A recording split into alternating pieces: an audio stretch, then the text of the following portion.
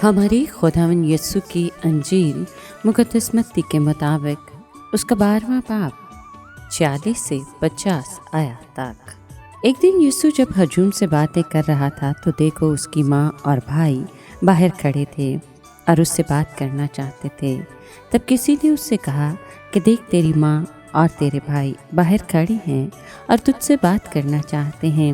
लेकिन उसने जवाब में खबर देने वाले से कहा, कौन है मेरी माँ और कौन है मेरे भाई? और अपना हाथ अपने शागिर्दों की तरफ बढ़ा कर कहा कि देखो मेरी माँ और मेरे भाई, क्योंकि जो कोई मेरे बाप की जो आसमान पर है मर्ज़ी पर चलता है, मेरा भाई और बहन और माँ वही है। पाक कलाम के पढ़े और सुने जाने पर खुदावंद की बरकत हो, खुदा का शुक्र हो। अजीज़ दोस्तों, आज के कलाम में एक ऐसा वाक़या दर्ज है जो बज़ाहिर आम सा मालूम होता है कि यस्सु के ख़ानदान के अफराद उससे मिलने आए। वो क्यों आए थे? मरकज़ कुछ इशारा देता है कि यस्सु के पास अजीज़ों का कहना था कि उसका दिमाग चल गया है। उसके ख़ानदान के लोग शायद इसलिए आए ताकि खामोशी से उसे वहाँ से ले जाएं। जब उसे बताया गया कि तेरी माँ और भाई बाहर खड़े हैं और तुझसे बात करना चाहते हैं, तो यस्सु ने जवाब में पूछा कि कौन है मेरी माँ और कौन है मेरे भाई? और फिर अपने शागिर्दों की तरफ इशारा करके उससे कहा कि जो कोई मेरे आसमानी बाप की मर्ज़ी पर चले वही मेरा भाई और मेरी बहन और मेरी माँ है। ये चौंका देने वाला बयान गहरे रूहानी मायने का हामिल है। ये बनी इसराइल के साथ यस्सु के सलूक में एक नुमाया मोड़ है। मरियम और उसके रिश्तेदार इस्राएली कौम यस्सु की खूनी रिश्ते की कौम की नुमाइंदगी करते हैं।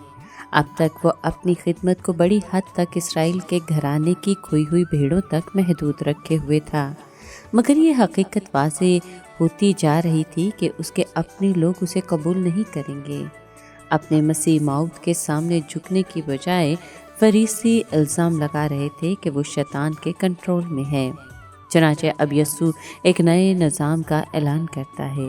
वो मजबूत रिश्तों के साथ बनी इसराइल के साथ बंधा हुआ था, मगर अब से वो दूसरों में मुनादी करने में इन बंधनों का पाबंद नहीं रहेगा। लेकिन इसराइल उसे कबूल करने पर आमादा नहीं।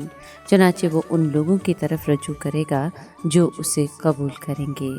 रूहानी लिहाज खूनी रिश्तों पर सबकत ले जाएगा। यहूदी हों या गैर कौम, जितने और जो भी लोग खुदा की फरमा बरदारी करेंगे, उनका मसीह यस्सु के साथ रिश्ता कायम हो जाएगा।